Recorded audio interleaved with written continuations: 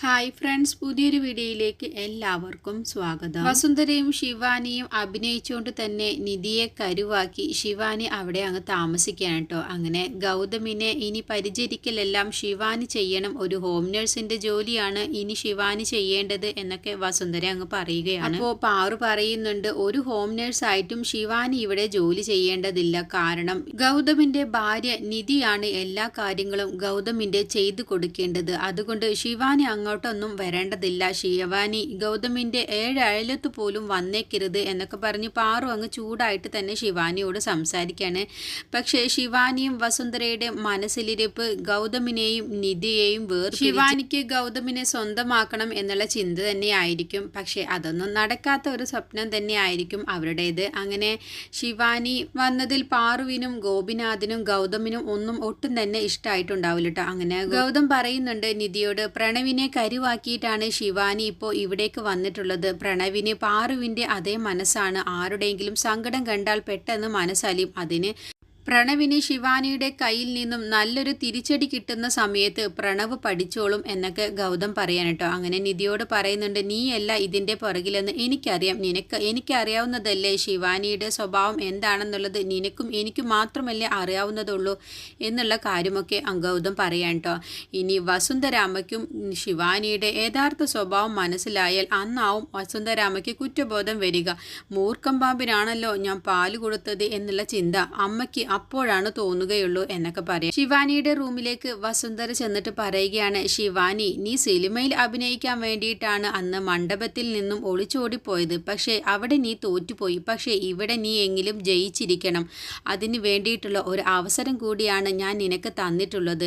ഇന്നു മുതൽ നീ ഗൗതമിൻ്റെ എല്ലാ കാര്യങ്ങളും നീ തന്നെ നോക്കി ചെയ്തു കൊള്ളണം. എന്നിട്ട് അവനെ സ്വന്തമാക്കണം. നിധിയെ പുറത്താക്കുകയും വേണം. അതാണ് നിനക്ക് ഞാൻ തരുന്ന ജോലി എന്നൊക്കെ പറഞ്ഞ് വസുന്ധര ശിവാനിയോട് പറയുകയാണ്. അങ്ങനെ ഗൗതമിൻ്റെ എല്ലാ കാര്യങ്ങളും ഇനി മുതൽ ശിവാനി നോക്കണം എന്നൊക്കെ പറഞ്ഞ് ഉപദേശിച്ച ശേഷം വസുന്ധര അവിടെ നിന്ന് അങ്ങ് പോവാൻ കേട്ടോ. അങ്ങനെ ശിവാനി ആണെങ്കിലും അത് കേട്ട താമസം ഇനി മുതൽ ഗൗതമിൻ്റെ എല്ലാ കാര്യവും ഞാൻ ഹോം നഴ്സിൻ്റെ വേഷം ഇട്ടിട്ടാണെങ്കിലും പതിയെ ഗൗതമിനെ എന്നിലേക്ക് അടുപ്പിക്കണം, എന്നിട്ട് നിധിയെ ഇവിടെ നിന്നും അടിച്ചു പുറത്താക്കണം എന്നൊക്കെ സ്വയം ശിവാനി അങ്ങ് പറയാണ്. അങ്ങനെ പിറ്റേ ദിവസം തന്നെ ഗൗതമിൻ്റെ റൂമിലേക്ക് ശിവാനി സൂപ്പുമായിട്ട് അങ്ങ് ചെല്ലുകയാണ് കേട്ടോ. ഗൗതമിനെ കുടിപ്പിക്കാൻ വേണ്ടിയിട്ട്. ഗൗതമിനാണെങ്കിലോ ശിവാനിയെ കണ്ടതോടുകൂടി കലിപ്പങ്ങ് കയറി വരികയാണ്. എന്നിട്ട് ശിവാനിയോട് ചോദിക്കുകയാണ്, എന്തിനാടി ഇനി എൻ്റെ റൂമിലേക്ക് വന്നത് എന്ന് ചോദിക്കുമ്പോൾ, അതെന്താ ഗൗതം സാർ അങ്ങനെ പറയുന്നത്, ഞാനിപ്പോൾ ഹോം നഴ്സിൻ്റെ ജോലിയല്ലേ ചെയ്യുന്നത്, ഗൗതം സാറിൻ്റെ എല്ലാ കാര്യങ്ങളും ഇനി എന്നോടാണ് ശ്രദ്ധിക്കാൻ വസുന്ധര മേഡം പറഞ്ഞിട്ടുള്ളത് എന്ന് പറയുമ്പോൾ, എൻ്റെ ഈ വയ്യാത്ത കാലും വെച്ച് നിന്നെ ഒരു ചവിട്ടങ്ങ് തന്നാലുണ്ടല്ലോ, മര്യാദയ്ക്ക് എൻ്റെ റൂമിൽ നിന്നും പൊയ്ക്കോ എന്നും പറഞ്ഞ് ആട്ടിയിറക്കാൻ. അതെന്താ ഗൗതം സാർ അങ്ങനെ പറയുന്നത്, എന്നോട് വസുന്ധര മേഡം പറഞ്ഞതല്ലേ ഗൗതം സാറിൻ്റെ എല്ലാ കാര്യവും നോക്കണം എന്നുള്ളത്. അമ്മ അങ്ങനെ പലതും പറയും, എൻ്റെ കാര്യങ്ങളൊക്കെ നോക്കാൻ എൻ്റെ ഭാര്യ നിധിയുണ്ട്. നിന്നോടല്ലടി പറഞ്ഞത് എൻ്റെ റൂമിൽ നിന്നും ഇറങ്ങിപ്പോവാൻ. ഇനി എന്നെ വെറുതെ ഇവിടെ നിന്നും എണീപ്പിക്കാൻ നിൽക്കണ്ട. എനിക്ക് വയ്യ എന്നൊന്നും നോക്കില്ല. നിന്നെ കഴുത്തിന് പിടിച്ച് വെളിയിൽ തള്ളാൻ എനിക്ക് കഴിയും. മര്യാദയ്ക്ക് നീ ഇവിടെ നിന്നും ഇറങ്ങിപ്പോയിക്കോ എന്നും പറഞ്ഞ് ഗൗതം ഒരുപാട് അങ്ങ് ചീത്ത പറഞ്ഞ ശേഷം ശിവാനിയെ അവിടെ നിന്നും ആട്ടിയിറക്കാൻ കേട്ടോ. അങ്ങനെ പാറുവും നിധിയും ഇതൊക്കെ കണ്ടും കൊണ്ട് തന്നെ ഡോറിൻ്റെ പുറത്ത് നിൽക്കുന്നുണ്ടാവും. അങ്ങനെ ശിവാനി ഗൗതമിൻ്റെ കയ്യിൽ നിന്നും അടി കിട്ടും എന്നും കരുതിയിട്ട് പേടിച്ചുകൊണ്ട് തന്നെ സോപ്പുമായി പുറത്തേക്ക് അങ്ങ് ഇറങ്ങാൻ കേട്ടോ. അങ്ങനെ പുറത്തിറങ്ങുന്ന സമയത്ത് പാറുവും നിധിയും അവിടെ നിൽക്കുന്നത് കാണാണ്. അവരെ കണ്ടതോടുകൂടി ശിവാനി ഒന്നങ്ങ് പതറി പോവാൻ കേട്ടോ. ആകെ നാണം കെട്ട രീതിയിൽ അങ്ങ് നിൽക്കണം. അത് പിന്നെ എന്നോട് വസുന്ധര മേഡം പറഞ്ഞിട്ടുണ്ട്, ഗൗതം സാറിൻ്റെ എല്ലാ കാര്യവും ഹോം നഴ്സ് ചെയ്തു കൊടുക്കുന്നത് പോലെ എന്നോട് ചെയ്യാൻ പറഞ്ഞിട്ടുണ്ട്, അതുകൊണ്ടാണ് ഞാൻ വന്നത് എന്ന് പറയണം. അപ്പോഴത്തേക്കും നിധി അങ്ങ് ചൂടാവാൻ കേട്ടോ. നിന്നോടല്ലടി പറഞ്ഞത് എൻ്റെ ഗൗതം സാറിൻ്റെ കാര്യങ്ങളൊക്കെ നോക്കാൻ എനിക്കറിയാം, ഞാൻ ഭാര്യയാണ്, ഗൗതം സാറിൻ്റെ എല്ലാ കാര്യങ്ങളും നോക്കി നടത്താൻ എന്നെക്കൊണ്ട് കഴിയും. അതുകൊണ്ട് നിൻ്റെ സഹായം ഇവിടെ ആവശ്യമില്ല. ഇനി മേലിൽ നീ ഞങ്ങളുടെ റൂമിൻ്റെ 7 അയലത്ത് പോലും വന്നേക്കരുത്. വന്നു കഴിഞ്ഞാൽ നിൻ്റെ മുട്ടുകാല് തല്ലിയൊടിക്കാനും എന്നെക്കൊണ്ട് കഴിയും. അതുകൊണ്ട് നീ ഓർത്തു വെച്ചോ. നീ ഇവിടെ എന്ത് ഉദ്ദേശിച്ചിട്ടാണോ വന്നിരിക്കുന്നത്, ദുരുദ്ദേശത്തോടാണെങ്കിൽ നീ ഇവിടെ വാഴില്ല മോളെ എന്നൊക്കെ പറഞ്ഞങ്ങ് ദേഷ്യപ്പെട്ടുകൊണ്ട് തന്നെയാണ് നിധി ശിവാനിയോട് സംസാരിക്കുന്നത്. അങ്ങനെ പാറുവും ശിവാനിയോട് ചൂടാവുന്നുണ്ട് കേട്ടോ. നിധി പറയുന്നത് പോലെ ചെയ്താൽ മതി, അതല്ല എന്നുണ്ടെങ്കിൽ നിനക്കും നിൻ്റെ അമ്മ വാടക റൂം എടുത്തരാം എന്ന് പറഞ്ഞതല്ലേ, എന്നാൽ അവിടേക്ക് പോയിക്കോ. പറഞ്ഞത് കേൾക്കാൻ പറ്റില്ല എന്നുണ്ടെങ്കിൽ ഇവിടെ നിൽക്കാൻ ഞങ്ങൾ സമ്മതിക്കില്ല എന്ന് പാറുവും കൂടി അങ്ങ് പറയട്ടോ. അപ്പോൾ ശിവാനി പറയുകയാണ്, ഏയ് എനിക്കൊരു കുഴപ്പവുമില്ല, നിധി ഗൗതം സാറിനെ പരിചരിക്കുന്നതിൽ എനിക്കെന്താ പ്രശ്നം, ഞാൻ വസുന്ധര മേഡം പറഞ്ഞതുകൊണ്ട് മാത്രമാണ് ഗൗതം സാറിനെ പരിചരിക്കാൻ ഞാൻ വന്നത്, ഇനി ഞാൻ ഇവിടേക്ക് വരില്ല എന്നും പറഞ്ഞ് ശിവാനി പെട്ടെന്ന് തന്നെ അവിടെ നിന്നും അങ്ങ് പോവാൻ കേട്ടോ. അങ്ങനെ നിധിയുടെ കയ്യിൽ നിന്നും നന്നായിട്ട് കേൾക്കുന്നുണ്ട് ശിവാനിക്ക്. ഗൗതമിൻ്റെ കൈ വയറ് നിറച്ച് ശിവാനിക്ക് കിട്ടുന്നുണ്ട്. അങ്ങനെ ശിവാനി അവിടെ നിന്ന് അങ്ങ് മാറി ശിവാനിയുടെ റൂമിലേക്ക് അങ്ങ് പോവാൻ കേട്ടോ. എന്നിട്ട് ശിവാനി സ്വയം മനസ്സിൽ കരുതണ, ഞാൻ വിചാരിച്ചതുപോലെ ഒന്നും ഗൗതം പെട്ടെന്നൊന്നും അടുക്കുന്ന ലക്ഷണമില്ലല്ലോ എന്നൊക്കെ ഇങ്ങനെ ചിന്തിച്ചു കൂട്ടാണ്. സാരമില്ല, ഗൗതം അല്ലെങ്കിൽ പ്രണവ്, എനിക്ക് ഏതെങ്കിലും ഒരാൾ മതി. എന്തായാലും ഞാൻ ഇനി ഇവിടെ നിന്നും പോവില്ല, ഈ വീട്ടിൽ ഞാൻ താമസം ഉറപ്പിക്കും.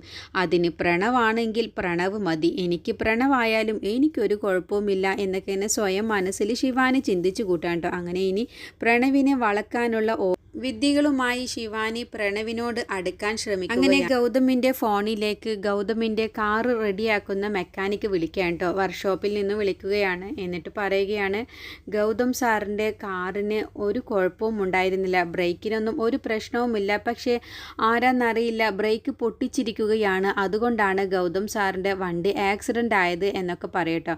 അങ്ങനെ ഫോൺ വെച്ച ശേഷം ഗൗതം ഇങ്ങനെ ആലോചിക്കുകയാണ്, ഞാൻ വീട്ടിൽ നിന്നും പോകുന്നത് ആ കാറിലാണ്, തിരികെ വീട്ടിലേക്ക് തിരിച്ചു വരുന്ന സമയത്താണല്ലോ ഈ അപകടം ഉണ്ടായത് തന്നെ. മിഥുൻ എന്നെ കാണാൻ വന്നതിൻ്റെ ശേഷമാണ് എൻ്റെ കാറിന് ഇങ്ങനെ ഒരു പ്രശ്നം ഉണ്ടായിട്ടുണ്ടാവുക. കാരണം ഞാൻ വീട്ടിൽ നിന്ന് വരുന്ന സമയത്ത് ബ്രേക്കിനൊന്നും ഒരു കുഴപ്പമില്ല എന്നുള്ളത് എനിക്ക് ഉറപ്പുള്ള കാര്യമാണ്. അപ്പോൾ മിഥുൻ എന്നെ കാണാൻ വന്നതിൻ്റെ ശേഷം അവൻ തിരികെ പോകുന്ന സമയത്ത് ഒപ്പിച്ച പണി തന്നെയാണ് എന്നുള്ള കാര്യമൊക്കെ ഗൗതമിന് മനസ്സിലാവാൻ കേട്ടോ. മിഥുൻ തന്നെയാണ് കാറിൻ്റെ ബ്രേക്ക് പൊട്ടിച്ചിട്ടുണ്ടാവുക എന്നൊക്കെ ഗൗതം സ്വയം മനസ്സിൽ അങ്ങ് പറഞ്ഞുകൊണ്ടിരിക്കുകയാണ്. അങ്ങനെ പെട്ടെന്ന് ഗൗതമിന് അങ്ങ് മനസ്സിൽ ഓർമ്മ വരെയാണ്, ഓഫീസിൽ CCTV ക്യാമറ ഉണ്ടല്ലോ, അങ്ങനെയാണെങ്കിൽ അതിൽ പരിശോധിച്ചാൽ അവനാണ് ഇത് ചെയ്തതെങ്കിൽ എനിക്ക് കാണാൻ കഴിയും. എത്രയും പെട്ടെന്ന് ഓഫീസിലേക്ക് എത്തിയ ശേഷം CCTV പരിശോധിക്കണം എന്നൊക്കെ ഗൗതം ഇങ്ങനെ മനസ്സിൽ ചിന്തിക്കാൻ. എങ്ങനെ ഇപ്പോൾ അവിടേക്ക് പോകും, എനിക്കൊന്നും നടക്കാൻ പോലും നല്ലതുപോലെ കഴിയുന്നില്ലല്ലോ, എങ്ങനെയെങ്കിലും ഓഫീസിൽ എത്തിയ ശേഷം CCTV പരിശോധിച്ചാൽ മിഥുൻ കാറിൻ്റെ ബ്രേക്ക് പൊട്ടിക്കുന്നത് അതിൽ കാണാൻ കഴിയും എന്നൊക്കെ ചിന്തിച്ചിട്ട് ഗൗതം ഓഫീസിലേക്ക് പോവണം എന്നുള്ള തീരുമാനമെടുക്കുകയാണ് CCTV പരിശോധിക്കാൻ വേണ്ടിയിട്ട്. നിധിയും പാറുവും കൂടി സംസാരിക്കുകയാണ്. ശിവാനി ഇവിടേക്ക് വന്നതിൻ്റെ പിറകിൽ ഒരു കളിയുണ്ട് എന്ന് എനിക്ക് മനസ്സുകൊണ്ട് തോന്നുന്നു അമ്മേ എന്ന് പാറുവിനോട് പറയാൻ കേട്ടോ. അതെന്താ മോളെ നിനക്ക് അങ്ങനെ തോന്നാൻ, അതല്ല ശിവാനി ഇവിടെ വന്ന് ഒന്ന് കരഞ്ഞ് നാടകം കളിച്ചപ്പോഴത്തേക്കും വസുന്ധര മേഡം ഇവിടെ നിന്നോളാൻ വേണ്ടി പറയുന്നത് കേൾക്കുമ്പോൾ എനിക്കെന്തോ ഇതിലൊരു അവർ തമ്മിലുള്ള ഒരു കളിയാണോ എന്ന് പോലും എനിക്ക് തോന്നുന്നു. അവളുടെ മനസ്സ് എനിക്കറിയാം, അവളുടെ മനസ്സിൽ ഇപ്പോഴും ചതിയും പകയുമായിട്ട് നടക്കുന്നവളാണ് ശിവാനി. ശിവാനി ഇവിടേക്ക് വന്നതിൽ എന്തോ ഒരു ചതിയുണ്ട് എന്ന് എനിക്ക് മനസ്സുകൊണ്ട് തോന്നുന്നു എന്നൊക്കെ ഇങ്ങനെ പാറുവിനോട് പറയാൻ കേട്ടോ നിധി. അപ്പോൾ അത് കേൾക്കുന്നുണ്ട് ആ വസുന്ധര. ഇതെല്ലാം തന്നെ ഇവർ രണ്ടുപേരും സംസാരിക്കുന്നതൊക്കെ കേൾക്കുന്നുണ്ട്. അപ്പോൾ വസുന്ധര, ആ നിധി നിനക്ക് മനസ്സിലാവണം, ഞാനും ശിവാനിയും കൂടി ചേർന്നിട്ട് തന്നെയാണ് ഇങ്ങനെ ഒരു നാടകം കളിക്കുന്നത്. നിന്നെ പുറത്താക്കാൻ വേണ്ടിയിട്ട് തന്നെയാണ് ഞാൻ ശിവാനിയെ കൂട്ടുപിടിച്ചിട്ടുള്ളത്. നിനക്ക് എത്രത്തോളം അധികം എന്നോട് പൊരുതി നിൽക്കാൻ കഴിയുമെന്ന് ഞാനും ഒന്ന് നോക്കട്ടെ എന്നൊക്കെ ഇങ്ങനെ വസുന്ധര മനസ്സുകൊണ്ട് ചിന്തിക്കാണ്. അപ്പോൾ വസുന്ധര ഇത് ഇങ്ങനെ കേൾക്കുന്നുണ്ട് എന്നുള്ളത് പാറുവിനും നിധിക്കും അറിയില്ല. വസുന്ധര ഇവർ സംസാരിക്കുന്നത് ഒളിഞ്ഞു നിന്ന് കേൾക്കുകയാണ് ചെയ്യുന്നത്. പിന്നീട് ശിവാനിക്ക് രേണുക വിളിക്കുന്നുണ്ട്. എന്നിട്ട് രേണുക പറയുന്നുണ്ട്, നിനക്ക് ഇത് രണ്ടാമത്തെ ഒരു അവസരമാണ്. ആദ്യത്തെ അവസരം നീ ആയിട്ട് തട്ടിത്തെറിപ്പിച്ചു, നീ വല്ലവൻ്റെയും കൂടെ ഒളിച്ചോടിപ്പോയി, അതിൻ്റെ ഫലം നിനക്ക് കിട്ടിയതുമാണ്. അതുപോലെയല്ല ഇതിപ്പോൾ രണ്ടാമത്തെ ഒരു ചാൻസാണ്. ഇതിൽ നീ എങ്ങനെയെങ്കിലും അവിടെ കടിച്ചു പിടിച്ച് നിന്നോളണം, എന്നിട്ട് ഇതിൽ ജയം കണ്ടെത്തണം, എന്നിട്ട് നിധിയെ അവിടെ നിന്നും അടിച്ചു പുറത്താക്കുകയും വേണം, എല്ലാം നിന്റെ കയ്യിലാണ് എന്നൊക്കെ പറഞ്ഞ് രേണുക അങ്ങ് ഉപദേശിക്കാൻ കേട്ടോ ശിവാനിയെ. അപ്പോൾ ശിവാനി രേണുകയോട് പറയുന്നുണ്ട്, ഇല്ല അമ്മേ, ഇവിടെ ഞാൻ തോൽക്കില്ല, ഇവിടെ ഞാൻ വലത് കാല് വെച്ച് കയറിയിട്ടുണ്ടെങ്കിൽ ഇവിടെ നിന്ന് ഞാൻ ഇനി ഒരിക്കലും പുറത്താവുകയുമില്ല എന്നൊക്കെ പറഞ്ഞ് രേണുകക്ക് വാക്ക് കൊടുക്കുക നിൽക്കുകയാണ് ശിവാനി. വസുന്ധര ഗൗതമിന്റെ വീട്ടിലേക്ക് മിഥുനെ വിളിച്ചു വരുത്തുന്നുണ്ട്. ആരും കാണാതെ മിഥുൻ രാത്രിയിൽ വരുന്നുണ്ട്. എന്നിട്ട് ശിവാനിയും മിഥുനും കൂടിയിട്ട് ഒരു പ്ലാൻ തയ്യാറാക്കുകയാണ്. നിധിയെ എങ്ങനെയെങ്കിലും പുറത്താക്കാൻ വേണ്ടിയിട്ട് ഒരു കള്ളത്തരത്തിലുള്ള വീഡിയോ ഉണ്ടാക്കാനൊക്കെ വേണ്ടിയിട്ടാണ് ശ്രമിക്കുന്നത്. പക്ഷേ അതെല്ലാം തന്നെ ചീറ്റി പോകുന്നതായിരിക്കും. അങ്ങനെ വസുന്ധരയ്ക്ക് മിഥുനെ വെച്ച് കളിക്കാൻ വേണ്ടി ഒരുങ്ങുന്ന വസുന്ധരയ്ക്ക് നിധിയെ തോൽപ്പിക്കാൻ കഴിയില്ല. ഗൗതം നിധിയുടെ കൂടെ കട്ട സപ്പോർട്ടായി ഉള്ളത് കൊണ്ട് തന്നെ വസുന്ധരയുടെ ഈ ഒരു പ്ലാനും ചീറ്റി പോകുന്നതായിരിക്കും.